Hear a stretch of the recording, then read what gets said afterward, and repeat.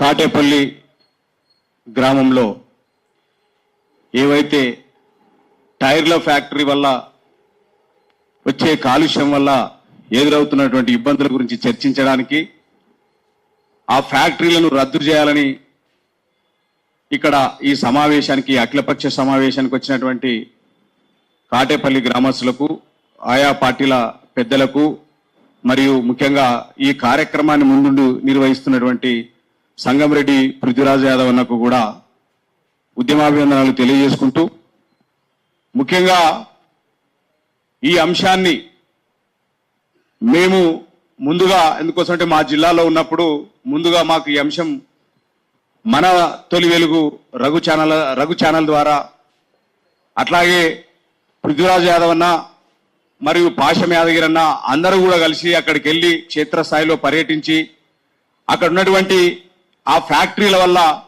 వచ్చే కాలుష్యం వల్ల ఏ రకంగా అక్కడ అనేక రకాలు వాయు కాలుష్యం కావచ్చు, శబ్ద కాలుష్యం కావచ్చు, నీటి కాలుష్యం కావచ్చు, అక్కడ ఉన్నటువంటి పంట పొలాలు దెబ్బతినడం కావచ్చు, వాటి వల్ల చుట్టుపక్కల గ్రామాలు ఏ రకంగా ఇబ్బందులు పడుతున్నాయో తెలంగాణ సమాజానికి చాలా స్పష్టంగా తెలియజేసినటువంటి పృథ్వీరాజ్ యాదవ్ అన్నకు మరియు మన తొలి వెలుగు రఘు గారికి అట్లాగే పాశం యాదగిరి గారికి అందరికి కూడా ధన్యవాదాలు తెలియజేసుకుంటూ ఈరోజు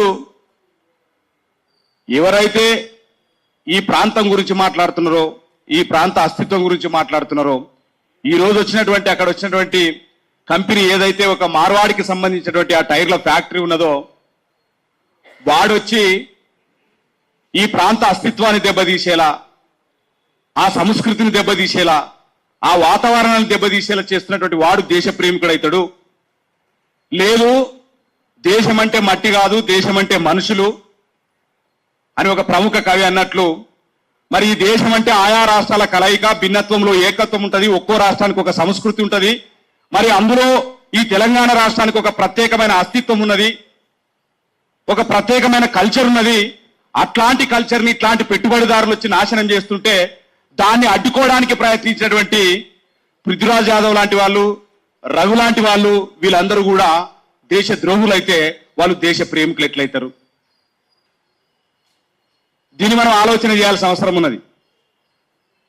మరి ఆయన ఇక్కడ వచ్చి ఉద్యోగాల కల్పన లేదు, అది ప్రజలకు ఉపయోగపడే ఫ్యాక్టరీ కాదు, పైగా చుట్టుపక్కల గ్రామాలు ఎక్కడికక్కడ అనారోగ్యాల పాలై పొల్యూషన్ బారిన పడి అనేక రకాలుగా ఇబ్బందులు ఎదుర్కొంటుంటే వాటిని ప్రశ్నించాల్సినటువంటి ప్రభుత్వాలు, వాటిని అడ్డుకోవాల్సినటువంటి ప్రభుత్వాలు ఈరోజు ఎవరైతే ప్రజాప్రభుత్వం గొప్పగా చెప్పుకుంటున్నదో ప్రజల సమస్యల గురించి పట్టించుకోకుండా ఎక్కడికక్కడ కూడా ఇట్లాంటి ఫ్యాక్టరీలకు అనుమతులు ఇస్తూ పెట్టుబడిదారుల చేతుల మోచేతుల నీళ్లు తాగుతూ ఈరోజు వాళ్ళకు అనుకూలంగా వ్యవహరిస్తున్నటువంటి తీరు ఉన్నది.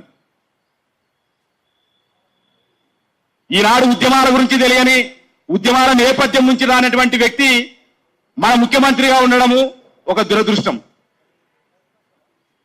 మొదటి నుంచి తెలంగాణ ఉద్యమం ముట్టిందే ఇక్కడున్నటువంటి పృథ్వీరాజ్ యాదవ్ గారి ఇంట్లో. వాళ్ళ నాన్న సంగంరెడ్డి ముచ్చెర్ల సత్యనారాయణ గారు తెలంగాణ ఆంధ్రని కలిపితే ఏమొస్తుందో ముందే ఊహించి ఆ దోపిడీదారుల చేతిలో తెలంగాణ ఏ రకంగా మోసపోతుందో ముందే ఊహించినటువంటి వైతాళికుడు, తెలంగాణ ఉద్యమం పుట్టినటువంటి ఉద్యమ నేత. ఈనాడు ఆ తండ్రి వారసత్వాన్ని పులికి పుచ్చుకొని తెలంగాణ రాష్ట్రంలో జరుగుతున్నటువంటి అన్యాయాలను రాష్ట్రం ఏర్పడినప్పటి నుంచి ప్రశ్నిస్తా ఉంటే నీళ్ల గురించి కావచ్చు, నిధుల గురించి కావచ్చు, నియామకాల గురించి కావచ్చు, అనేక అంశాల గురించి ఆయా ప్రభుత్వాలు, గత ప్రభుత్వం కావచ్చు, నేటి ప్రభుత్వం కావచ్చు, ఇచ్చినటువంటి హామీలను, ప్రజలకు ఇచ్చినటువంటి హామీలను నెరవేర్చని క్రమం లోపల మా విద్య ఏమైంది, మా అట్టడుగు వర్గాలకు విద్య ఏమైంది, మా కింది వర్గాలకు వైద్యం ఎందుకు అందుతలేవు, మా రైతులకు ఎందుకు ఇట్లా అన్యాయం జరుగుతుందని గత కొన్ని సంవత్సరాల నుంచి ప్రశ్నిస్తున్నటువంటి పృథ్వీరాజ్ యాదవ్ గారు మరి దేశ ప్రేమికుడు అవుతాడా, అర్బన్ నక్సలైట్ అవుతాడా? ఒకసారి ఆలోచన చేయాల.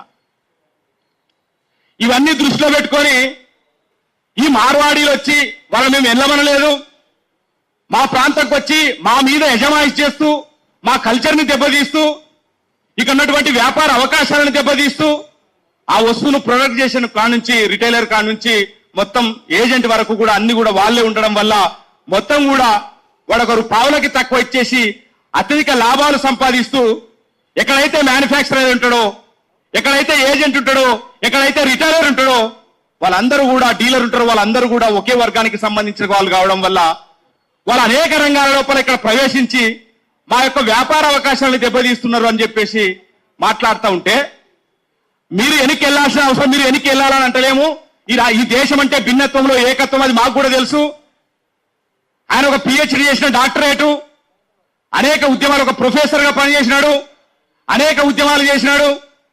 అయ్యా మీరు వచ్చి మా ప్రాంతాన్ని, మా ప్రాంత అస్తిత్వాన్ని ఇక్కడ దెబ్బతీస్తున్నారు, మా మీద అజమాయిషీ చేస్తున్నారు, ఇది మంచిది కాదు అని చెప్పేసి మాట్లాడుతూ ఉంటే మొన్నటికి మొన్న ఈ ప్రభుత్వం అర్ధరాత్రి పూట 12:30 గంటలకు వచ్చి ఇంటికి వచ్చి ఒక మఫ్తీలో వచ్చి ఒక గుండాల్లా వచ్చి తలుపులు తట్టి అర్ధరాత్రి తీసుకెళ్లి అనేక పోలీస్ స్టేషన్ల చుట్టూ తిప్పి ఎక్కడున్నాడో తెలియని పరిస్థితుల్లో పెట్టినటువంటి ప్రభుత్వం ఈ ప్రభుత్వం.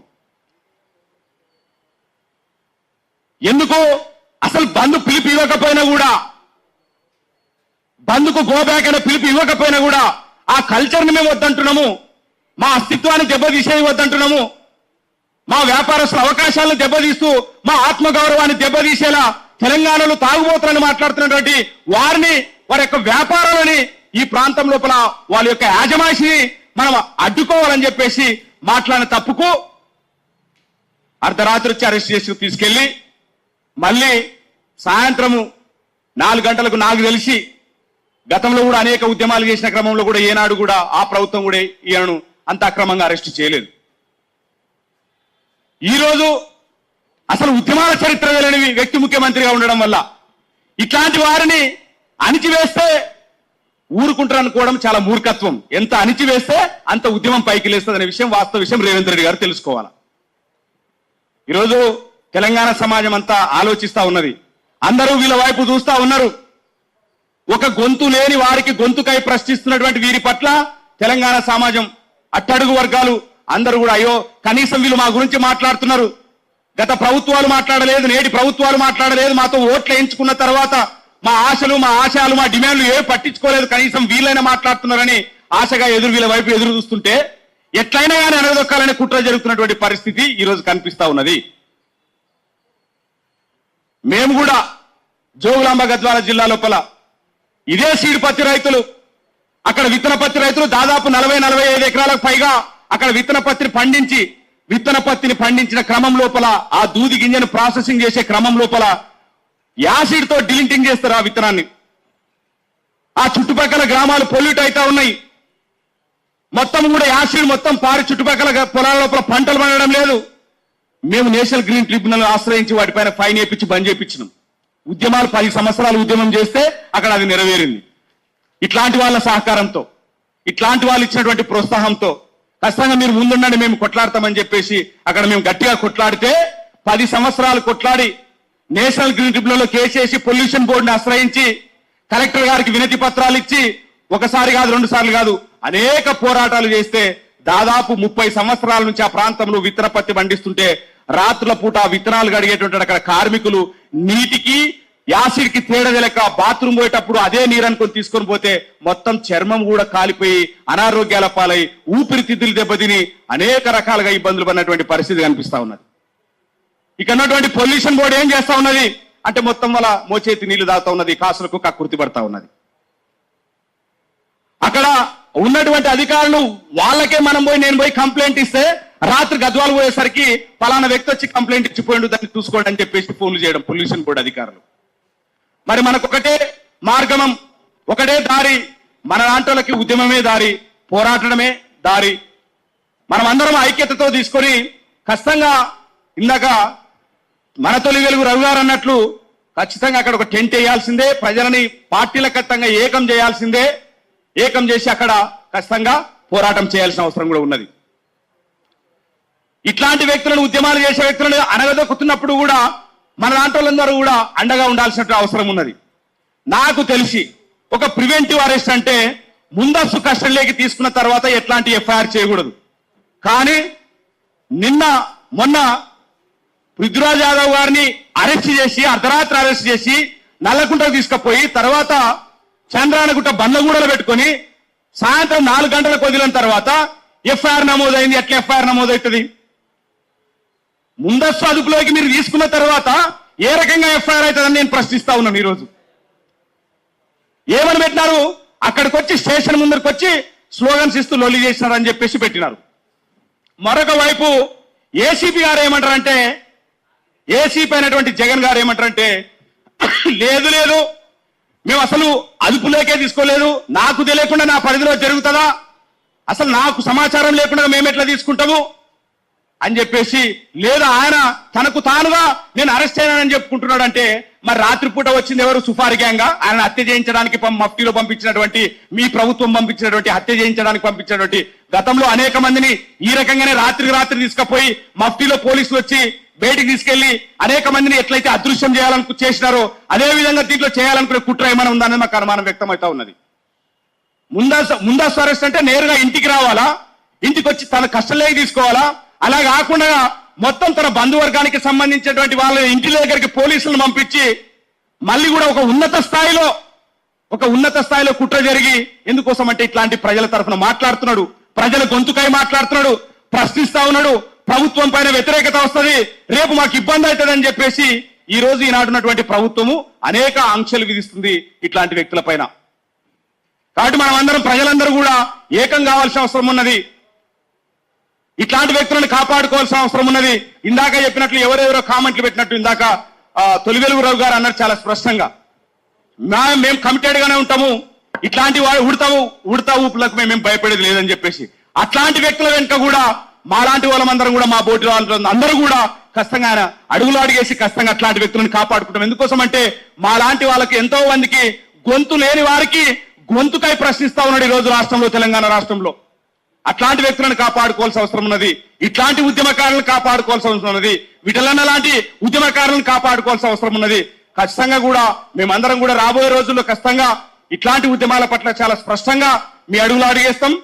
రేపు రాబోయే రోజుల్లో కూడా మా జిల్లాలో కూడా మళ్ళీ కూడా అక్కడ ఉన్నటువంటి స్థానిక ఎమ్మెల్యే మేము అన్నేళ్లు కష్టపడి అక్కడ ఉన్నటువంటి యాసీలు పని చేపిస్తే మళ్ళీ అదే ఆర్గనైజర్లు, అదే శ్రీపతి ఆ రైతులకు సంబంధించిన, రైతులకు నష్టం జరుగుతుంటే 30 ఏళ్ల నుంచి మాట్లాడలేదు ఎమ్మెల్యే, కానీ ఆర్గనైజర్లకు అన్యాయం జరుగుతుంటే వాళ్ళని తీసుకొచ్చి మళ్ళీ కూడా సీడ్కి మళ్ళీ అది కడుక్కుంటారు, వాళ్ళకు యాసిడ్ తో కడుక్కుంటారు అని చెప్పేసి ఆ డిలింటింగ్ కంపెనీలకి మళ్ళీ కూడా పర్మిషన్ ఇప్పించే ప్రయత్నం చేస్తున్నాడు.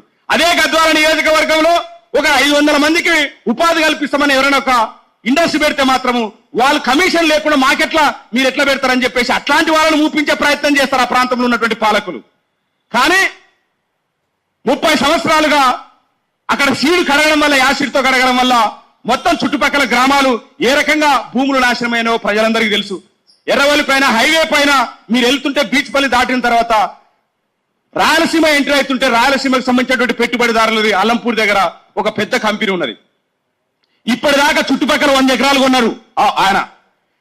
మొత్తం భూములు నాశనం అవుతున్నాయి, ఆ నీరు, ఆ దుర్గంధం వచ్చేస్తుంది, దాని దగ్గరికి పోయే సాహసం కూడా చేయలేకపోతున్నారు. దాంట్లో ఉన్నోడు బయటికి రాడు, బయట నుంచి లోపల పోయే అవకాశం లేదు. వాళ్ళకి వీళ్ళంతా ఒత్తాసు పలుకుతున్నారు. కాబట్టి ఇట్లాంటి వాటిపైన ముఖ్యంగా ఈరోజు అన్న ఎక్కడో ఉంది, లండన్ నుంచి వచ్చి మా గ్రామాన్ని కాపాడుకోవాలని చెప్పేసి సుభాషణ ఈ ప్రయత్నం చేసినందుకు కూడా మేము చాలా అభినందిస్తున్నాం. ఖచ్చితంగా కూడా మీ యొక్క, ఎందుకోసం అంటే ఒకరికొకరు మన లాంటి గొంతు లేని వారి పట్ల ఇట్లాంటి వాటిని మనం ఉపయోగించుకొని, ఎందుకోసం ఇట్లాంటి వ్యక్తులు అక్కడ జరుగుతున్నటువంటి, గ్రామంలో జరుగుతున్నటువంటి ఉద్యమాన్ని ఈరోజు హైదరాబాద్ తెలంగాణ రాష్ట్ర రాజధాని నడిబొడ్డుకు తీసుకొచ్చినారు పృథ్వీరాజ్ యాదవ్ గారు, పాషం యాదగిరన్న గారు, మరి మన తొలి రఘు లాంటి వారు. కాబట్టి ఖచ్చితంగా మనం అందరం ఏకం కావాలా. ఇట్లాంటి ఫ్యాక్టరీలు అడ్డుకునేంత వరకు మన పోరాటం ఆపాల్సిన అవసరం లేదు. మేము కూడా మా వంతుగా ఈ ఉద్యమంలో క్రియాశీలకంగా మీ వెంట నడవడానికి సిద్ధంగా ఉన్నామని ఈ సందర్భంగా తెలియజేస్తూ ధన్యవాదాలు. Thank you.